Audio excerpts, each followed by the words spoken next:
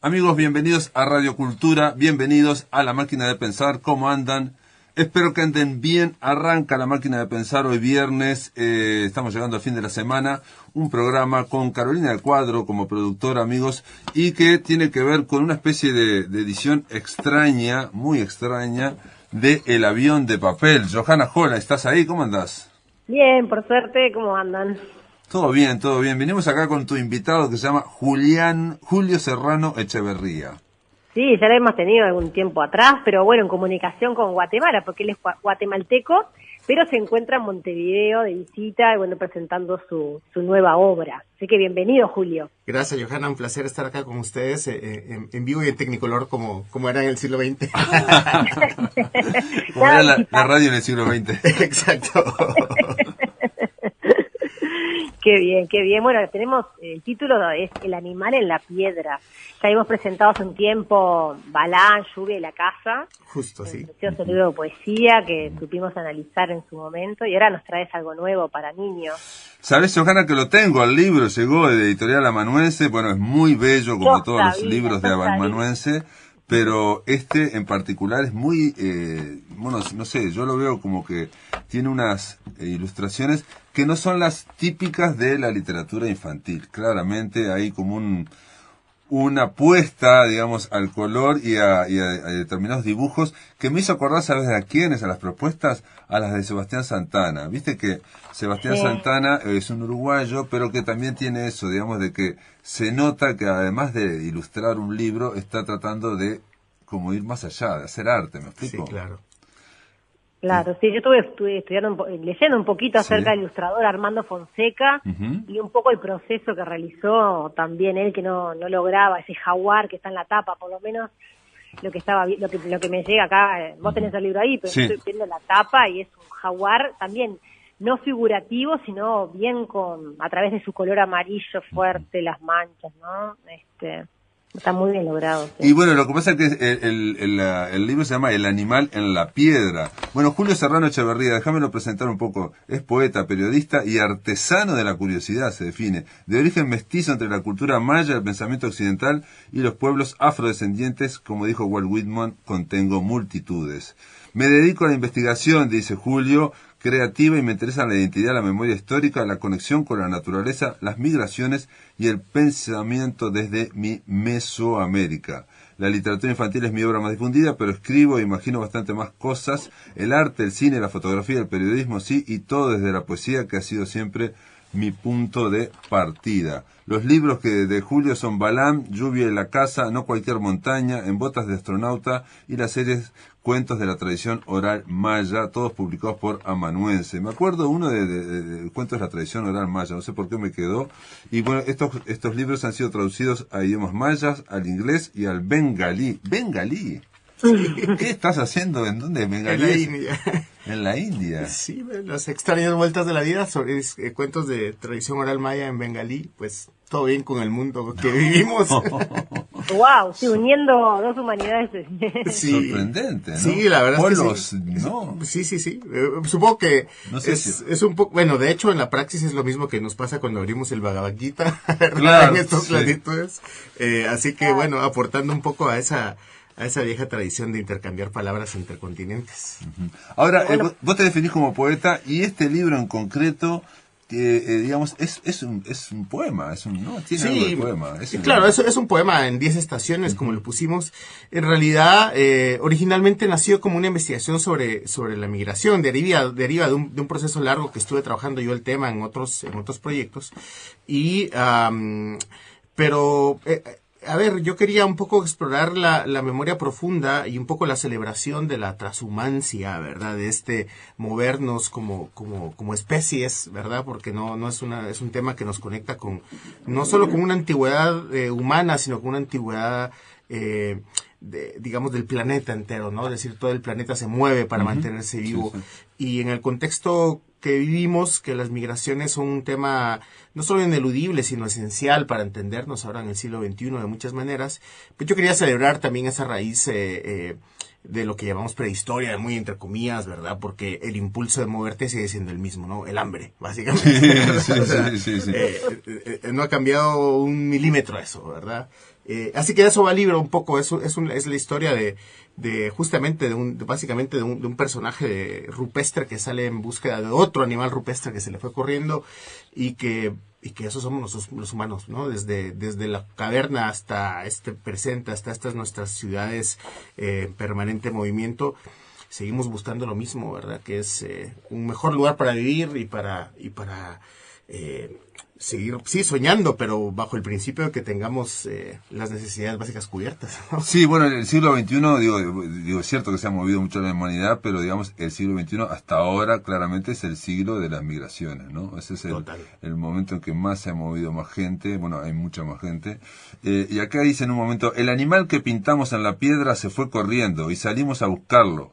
Dejamos la cueva y nos fuimos al camino. Su aullido es la voz de la mudanza. El ven, sígueme, que escuchamos cuando los animales hacen su sonido. Claramente tiene un aliento poético, ¿no? O sea, y en otro momento dice, mirando al cielo aprendimos a leer, mirando al fuego a cantar, y al animal lo buscamos entre tu corazón y el fuego, entre el cielo y tu memoria. Y bueno, ¿no? Como el origen de las cosas, ¿no? Porque vas tocando varias, no sé, la persona en estado natural y en contacto con lo que le rodea de una manera bastante como, no sé si agreste o salvaje, pero bastante primitiva quizás, o... Sí, bueno, a ver, la verdad es que sí es un poco esa búsqueda, ¿verdad? Es decir, volver, en este caso son raíces muy, muy antiguas, que el libro habla de los gruñidos, habla de los gestos muy básicos, ¿verdad? Y de alguna manera habla de una memoria muy, muy temprana del lenguaje. De hecho, el protagonista tiene un nombre que me gusta mucho, porque cuando se presenta dice, mi nombre es aplauso, ¡ja! ¿Verdad? Que es como... ¿verdad? Porque pues sí, claro, ¿cómo te llamarías en la época en que todavía nos estábamos articulando, ¿no? Así es que en realidad en ese sentido es muy visceral, ¿verdad? Muy visceral de la humanidad, de nuestros meros principios, y es una reflexión que me gusta porque siento que la raíz común es un buen punto de partida siempre va a ser un buen punto de partida para pensarnos, ¿verdad? Para sentirnos, ¿no? Y es un libro que, como bien decías, pues sí, claro, es un poema para las infancias y que tiene mucho juego, evidentemente, hacia ese espacio, pero creo que estarán en apuros los padres a los que le hagan las preguntas. Sí, claro, como digo, es un libro más que nada para como dar la sensación que es un libro como para trabajar. Exacto, sí, es una provocación total. Exacto, no es un libro, digamos, para, digamos, zambullirse y dejarse llevar por un cuento, digamos, sí, al viejo estilo, digamos, ¿no? Digamos que... Claro, no sí. porque ser viejo son espectaculares no, cuentos, ¿no? Claramente, no estamos diciendo que sean malos, ¿no? Pero por ejemplo, dice en un momento, galopa el animal en tu pecho, vamos a buscar comida, grr, grr, ah, vamos a buscar caminos, au, au, vamos, sombra de un árbol, ven, canción del camino, vamos, ¿cómo se llama el río? Vamos por la montaña, al otro lado del mar. O sea, de nuevo, es un poema largo. Sí, es un poema largo, es una especie de canto. Y me gusta, ¿verdad? Porque, como te digo, pues yo creo que la idea va a ser esa de sostener en el tiempo, claramente, el poema, pero también la conversación, ¿verdad? Eso durará lo que dure. Claro, con el niño, ¿no? Interpelándolo. Claro. Sí, hay como una invitación, también en otro de los poemas que dice, cierra los ojos e imagina una cueva. Ahí ya estás invitándolo a que entre, ¿no? En ese mundo y en el fuego, las paredes, y que dice, pared silenciosa que espera tu dibujo, cuaderno abierto. No sé si el niño si fuera niño lo estuviera escuchando, ya me darían ganas de estar dibujando también, quizás como se dibujaban en las cuevas, ¿no? Sí, luego me van a estar buscando los papás para responsabilizarme de las paredes manchadas. Sí. Pero será un placer, si así sucede, pues sí. Bueno, eso estaría bárbaro, ¿no? Porque hay una reacción ahí, ojalá, ¿no? O sea, sería claro, muy lindo, sí. Es claro. una especie de lectura. Sí, o cómo llamar a las cosas, ¿no? Los animales, y también habla del movimiento, y dibujan una piedra, el animal favorito, tus brazos abiertos, otros como tú, y un jaguar o un mamut. El otro día hablábamos de animales prehistóricos, y también los niños son muy así, les encanta estos animales también, y ese mundo yo creo que también está muy cercano al niño. ¿Y qué pasa, te pregunto, Julio, para aquellos, por ejemplo, en Uruguay, y digo, esto se lo voy a preguntar a los amoneses también, que digamos que estamos muy lejos, en principio, a lo mejor no estamos tan lejos, pero viste que pensamos que estamos muy lejos de lo que es la cultura maya o de lo que fue ese viaje humano, ¿no? Sí, justo era parte de la conversación inicial con este libro, porque, una gran ventaja de la idea del concepto de ancestro, ¿verdad? Es que nos permite volver casi que un concepto abstracto a algo que todos tenemos, ¿verdad? La ancestralidad es un elemento que nos conecta a todos los humanos. Y justamente una de las cosas que más me maravilló aterrizando por primera vez en Uruguay es justamente esta enorme planicie, ¿verdad? Y yo decía, y aquí si a un niño le pides que haga un paisaje, ¿qué va a dibujar? Les digo esto porque en Guatemala se lo pides a un niño y dibuja 2 volcanes, claro. Con piquitos, Claro. Sí. Claro. Y lagos también. y lagos, es lo primero que hace. Entonces, lo pensaba porque la topografía es también memoria ancestral, ¿verdad? Entonces, cuando nos pensamos como culturas, es complejo, ¿verdad? Porque uno dice, bueno, pues sí, ¿qué conexión podría haber, ¿verdad? Entre poblaciones, por ejemplo, la población uruguaya y Mesoamérica, ¿verdad? Pero si hacemos este ejercicio de memoria muy, muy antigua y nos pensamos como Pangea, ¿verdad? Y si te das cuenta que en realidad este pedazo de tierra es lo que su vecino era África, más bien, ¿verdad? Dices, Sí, se estaba pegado a África. Sí. Exactamente. Entonces, si reconfiguramos el mapa, es un poco a lo que apela este libro, ¿verdad? La reconfiguración de los mapas en una memoria muy, muy antigua que nos conecta, ¿verdad? Y como bien lo hablábamos, esto es un punto de partida de la discusión, y claramente la humanidad aparece ya con el planeta organizado como está ahora, es decir, no lo de Pangea nomás era una mera alusión, pero sí hay una especie de Pangea humana, digamos, ¿verdad? Sí. Lo que pasa es que siempre me da la sensación, bueno, justo ahora Uruguay, creo yo, está atravesando o está empezando a atravesar un redescubrimiento, una revinculación, creo yo que va a ser muy, muy fuerte dentro de un tiempo, con lo que pueden ser los ancestros. Claro, sí. O sea, se están como redescubriendo, porque aquí estaba la idea de que, por ejemplo, no había indios, de que no había aborígenes, de que todos fuimos europeos, en fin. Ayer estuvimos justo entrevistando a un investigador de la Facultad de Humanidades y decía precisamente eso que estoy diciendo yo, ¿no? Claro. Que era una idea totalmente falsa, ¿no? Absolutamente falsa. Lo que se está descubriendo una y otra vez es que aquí no solamente hubo pueblos originarios, sino que están mezclados y están en nuestros genes, están en nuestro ADN y que también están en el campo. Y no solo están en los cerritos de indios que se pueden ver, sino en muchas otras cosas más, digamos, ¿no?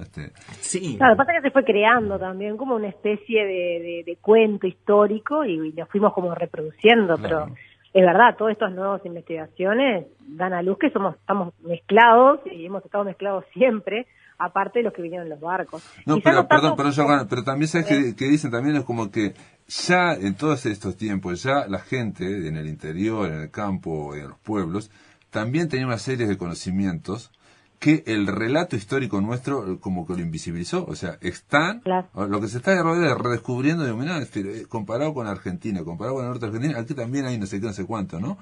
Pero Claro. recién ahora digamos, está redescubriendo porque el relato fue muy fuerte en Uruguay. Muy fuerte, claro, es lo que te digo, si el relato nacional o el relato... Ballista también, Claro. ¿no? De que es una clase media, de que es una penillanura, y de que Es son que nos todos, servía de alguna de manera. que somos todos europeos, todo una, Claro. una utopía, ¿viste? Y Sí, muy eso. metida. No, y hoy en la mañana estuve en la Escuela República de Guatemala, que nos invitaron. Qué bueno. Y yo les decía a los niños y a las niñas, ¿no? De que en Mesoamérica es común decirle abuela a la luna y abuelo al sol, ¿no? Era parte de la conversación que teníamos. Y al final se acercó una niña muy linda, y me dice, me dijo su nombre que no lo recuerdo ahora, pero que era una palabra indígena, ¿verdad? Y me dice, es que mi nombre significa luna, ¿verdad? Y de ahí no sería... Sí, Y de ahí. exacto. Un luna, sí. Entonces me dice, quiere decir que me llamo abuela, me dice, ¿verdad? Ah. Y me pareció bellísimo, ¿verdad? Porque así funciona un poco este contagio de la curiosidad, que al final se trata de eso, ¿verdad? Es decir, y el lenguaje es una forma muy práctica de explorar esas ancestralidades, ¿verdad? En el idioma está preservada la memoria de nuestro recorrido, ahí está, ¿verdad? Es decir, en muchísimas direcciones. civilizaciones, incluyendo esa, y en esta niña, en esa síntesis que hace, ¿verdad? De decir, bueno... Brutal, impresionante. O sea, todo lo que te estaba diciendo yo ya te lo dijo ella. Me lo dijo la niña y así. En ese segundo. Dijo una palabra. Además, ilusionadísima, me lo dijo y se fue corriendo, pues no Claro. estaba esperando una explicación ni nada, solo Sí, te vengo a sí, avisar, sí, ¿no? sí, Como sí. hacen los chicos, ¿no? Sí, y aparte Claro. otra cosa maravillosa, bueno, vos sos poeta, claramente, que es la capacidad que te, digamos, de que tenemos el castellano, el español, que vincula a toda, digamos, desde México para abajo, Hispanoamérica. toda Claro. Hispanoamérica, ¿no? Sí, y está lleno de esos pequeños gestos, ¿verdad? De esos debates culturales como, por ejemplo, la palabra huracán, que oficialmente se adjudica a uno de los idiomas caribes, pero en uno de los idiomas mayas, en los idiomas mayas en general, Sí. corazón del cielo y corazón de la tierra es la dualidad creadora, ¿verdad? Es una unidad creadora que tiene dos partes. Y corazón del cielo se dice Hunracán. Entonces, hay algunos lingüistas mayas que conectan Huracán con Hunracán, Ajá. y sobre todo porque Hunracán significa corazón del cielo. Claro, claro. Entonces también tendría una forma muy bella de conectarse, y en estos casos a mí particularmente, más que el trazo de ciencia dura, digamos, a nivel de Sí, digamos, filológico, ¿no? filológico, De la filológica. me encanta que podamos imaginar nuestro universo a partir de nuestros lugares, ¿verdad? Sobre todo cuando pensás que es la misma palabra en la gran mayoría de los idiomas, es decir, desde huracán hasta Hunracán sigue conectado, ¿verdad? Claro. Y eso nos pasa todo el tiempo, y por eso también de alguna manera la poesía sigue siendo ese gruñido original que es, como el libro lo dice, nuestro primer poema fue gruñir, ¿verdad? Claro, claro. Y bueno, pero también el huracán, te digo, si es corazón del cielo, uno piensa también, ¿no? En lo que hace el corazón, ¿no? Claro. En el ritmo, ¿no? El golpe. Sí, y en la fuerza, y en La todas esas fuerza, cosas. ¿no? Sí. Y aparte que también eso que decís cuando venías a Uruguay, y nosotros en Uruguay estudiamos también las culturas, la maya, la azteca, no sé si desde allá estudian Uruguay, ¿no? Porque nosotros sí que también, digo, o sea, hay un contenido en historia que estudiamos. Claro, Las claro. culturas de Mesoamérica. Y Sí, y están presentes los mitos y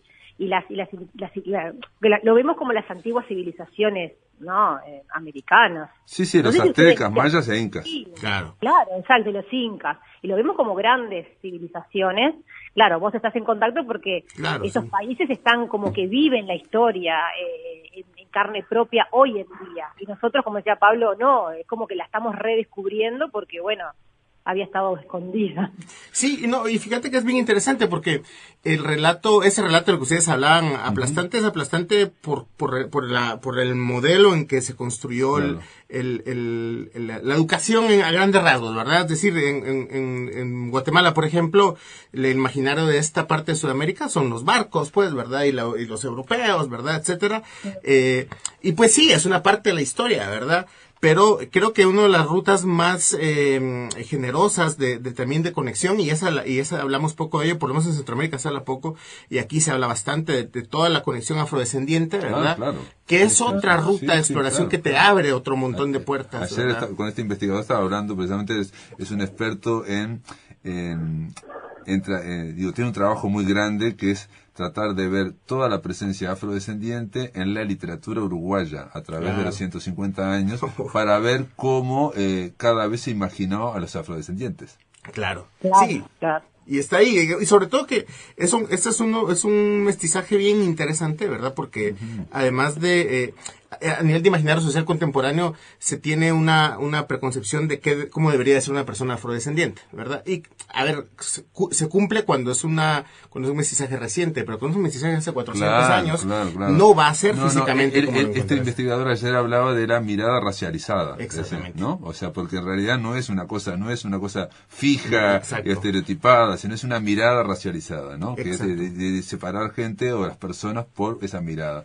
Pero aún así, quería ver cómo se plasmaba a lo largo de 150 años de literatura uruguaya, ¿no? Wow. Todavía está trabajando, ¿no? Sí, seguro encontrará muchas cosas. Claro. Y eso es súper interesante porque a mí me gustaría pues dejar sobre la mesa esta idea de hablábamos del fuego al principio, ¿no? ¿Verdad? Que es como el primer gran portal que la humanidad conoce, ¿verdad? De hecho, sí, todas las civilizaciones entienden el dominio del fuego como el principio de su elemento civilizador, ¿verdad? Y yo recuerdo haberle preguntado a un amigo español, justo estábamos en Madrid tomando un café, y le digo, mira, y ustedes, si le quieres hablar del fuego, ¿a quién le hablas? Sí. ¿Verdad? Porque, pues, en Guatemala tendría muchas respuestas a esa pregunta. Y me dice, pues la verdad es que al sol, me dice, ¿verdad? Y me dejó sentado porque me pareció una respuesta tan silvestre, tan honesta también, ¿verdad? Y es verdad, es decir, la mayoría de nuestra de nuestro conocimiento de alguna manera nace de esas grandes presencias, ¿verdad? Y a veces puede sonar como muy hippie todo esto, ¿verdad? Pero en realidad es hiper práctico, es muy real, ¿verdad? Es el sol ahí, ¿verdad? No hay que ser metafísico para No, claro, digo, es una mirada eminentemente poética. Voy a leer solamente una página para que vean de qué estamos hablando, que para mí es poesía. Lo que hiciste, cierra los ojos e imagina una cueva. Fuego tronando como abrazo fuerte, pared silenciosa que espera tu dibujo, cuaderno abierto. Dibuja en una piedra al animal favorito, tus brazos abiertos, otros como tú, y un jaguar o un mamut al que le dices su nombre.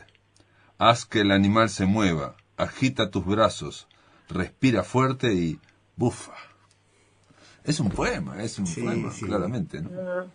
Sí. Y tiene que ver con la mirada poética, más allá de los mayas y todo eso. Claro, sí, no, porque además eso sí, la pintura rupestre, ahí estamos todos, tarde o temprano nos conectaremos en ese lugar, ¿verdad? Sí, claro, es la idea, tiene una fuerza muy grande. Que la ancestralidad, da igual de qué color eres ahorita, claro, da exactamente igual de qué color, de cuál es tu acento, porque todos rayamos esa piedra, ¿verdad? Ahí no hay piedra. Claro, pero aparte de la poesía, dice, el animal corriendo por tu imaginación es el principio de nuestra historia. Y es eso, ¿no? El libro es esto, pero también tiene que ver con la escritura, es la escritura, ¿no? Sí, así empezó, machando una pared. Corriendo por la imaginación, ¿no? Corriendo por la imaginación. Y dejar plasmada la historia, algo, ¿no? Porque yo creo que eso también, ese arte rupestre que decimos, es una manera de documentar que se tienen, ¿no? El origen del documento, sí, de las actividades, de lo que fue después, obviamente, la escritura más adelante, pero no. No, y además, sabes que eso que acabas de decir es muy importante porque muchas de las pinturas rupestres están en lugares inaccesibles. No estaban en la entrada de las cuevas, no era un pase adelante, un bienvenido, ¿verdad? Sí. Sino te tenías que arrastrar y entrar a un lugar que además era muy difícil, pero ahí están, porque parte del objetivo era preservarse la marca, ¿no? Es decir, ahí sí estuvimos aquí, como en los baños de las universidades públicas. Claro, estuvimos aquí, sí, fulanito estuvo aquí. Julio, ¿y qué pasa? Bueno, nos quedan 3 o 4 minutos, pero me quedé pensando también, esto que estábamos hablando de las diferencias entre Uruguay y Guatemala, bueno, la cultura maya, pero también nosotros tenemos un escritor que incursionó mucho, que es Eduardo Galeano. Claro, sí. Y bueno, muy leído, admirado y abrazado por allá. Y sobre todo por una cosa que yo respeto mucho a Galeano, que era una especie de libertad poética que se dio con la historia, ¿verdad? Si uno cita a Galeano dentro de como historiografía, te tropezaste. Sí, pero hay muchos que lo han hecho. Sí, pero el problema no es de Galeano, es claramente de quien eligió llevarlo para allá. Y a mí me gusta mucho esa visión, porque me parece que él logró hacer justamente una buena mediación entre la manera en que muchos pueblos originarios perciben la historiografía, ¿no? Como un relato que se puede subjetivizar en ese sentido, sí, ¿no? Es una leyenda. Exactamente, de verdad, claro, él era justamente un contador de historias sobre la historia. Pero aparte, claro, contaba leyendas y lo que yo no estoy tan seguro, y igual no importaría, si esas leyendas que él contaba, él no les agregaba algo también. Sí, no, y no importa, ¿verdad? Es decir, porque volviendo a la imagen, si tú dibujas un caballo con carbón en una piedra, no estás haciendo un estudio de un caballo, ¿verdad? Claro. O sea, y era un poco lo que hacía Galeano, ¿verdad? Es decir, cuando entendemos la historia como un dibujo casi vegetal, digámoslo, ¿verdad? Te devuelve eso, ¿verdad? Te está hablando de un tiempo, ¿verdad? No de la descripción estricta de lo contado, ¿verdad? Y lo que tuvo Galeano muy, muy importante, me parece que vio de alguna forma, es la idea de que Latinoamérica es una sola, ¿no? Es esa idea que generalmente nos damos cuenta, bueno, vos estuviste en España, cuando estás afuera te das cuenta, ¿no? Sí. Cuando estás afuera sí te das cuenta, bueno, yo estoy en Guatemala en una esquinita, pero es mucho más grande eso, claro. ¿no? y grandes narradores, y en ese sentido lo digo no en la lógica del mercado editorial literario, sino de la narración como ese que se pone enfrente del fuego, ¿verdad?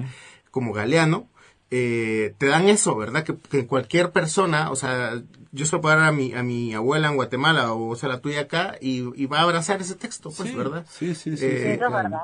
Y eso se agradece, ¿verdad? Eso se agradece muchísimo, porque pues sí, no quedará bueno, ya no quedan enciclopedias tampoco, ¿verdad? Pero suponiendo que no quedará en la enciclopedia como historiografía dura, sino en la memoria de las personas, que es donde es la inmortal, ¿verdad? No, pero y la capacidad de divulgación que tiene Galeano, que logró, por ejemplo, en el continente europeo, ¿no? Sí. De todo este panorama que trazó, ¿no? Este panorama que trazó de América.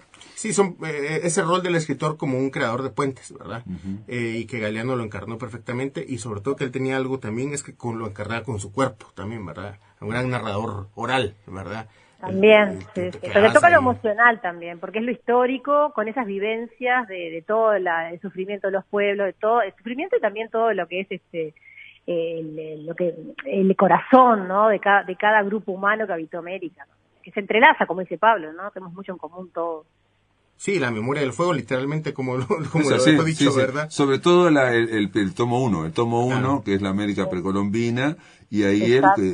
va contando como en una leyenda los mitos de creación, pero cuenta de los mayas, pero cuenta de los guaraníes también, y va mezclando Sí, así, sí, digamos. sí, No es que lo mezcle, digamos, en uno solo, no, están separados. Claro, sí. Pero digo, no sé hasta qué punto, yo no soy un investigador folclórico para saber si Claro. el mito que está hablando de los mayas era exactamente así. Sí, no, de hecho no, ¿verdad? Pero no importa, ¿verdad? No importa, es decir, Claro, exacto. Su función era otra, ¿no? Exacto, es exacto. y ahí otra vez el cuestionamiento nos lo traslada a nosotros como lectores, ¿verdad? Exacto. O sea, la responsabilidad está en nuestros lados, ¿no? De no decir, no, la historia fue así, no, es decir, mira cómo entendemos la historia, ¿verdad? Lo que pasa es que la historia, digamos, siempre es un relato. Viste que empezamos esta conversación diciendo que había un relato histórico en Uruguay muy, muy, muy grande que recién está empezando a moverse. Y Claro.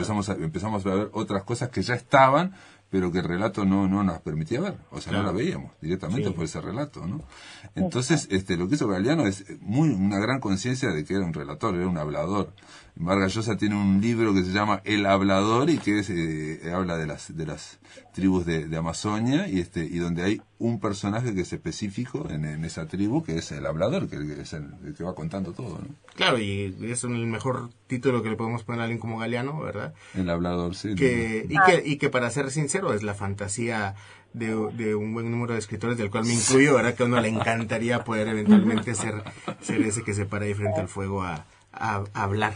Muy bien, Julio, Johanna, El animal en la piedra, esto es editorial amanuense. Julio Serrano Echeverría es el escritor, Armando Fonseca, el mexicano que lo ilustró impresionantemente. Bueno, esto fue presentado en Escaramuza, y la semana que viene va a estar en Colonia. Vas a estar en Colonia, porque va a haber una sí. presentación ahí. En el Festival EA, y va a haber una exposición, por cierto, de las ilustraciones en la Plaza de Toros, en Colonia. Qué bueno. Y si buscan Festival EA van a encontrar bastante materiales, 26 y 27 de septiembre. 26 y El 27 de tercer septiembre. festival de ilustración. Festival de ilustración. Buenísimo. Muy bien, Este- Johanna Holt, Julio Serrano, gracias por estar en la máquina de pensar. Los Gracias dos. a ustedes por la invitación. Bueno, que disfrutes la estadía. Gracias.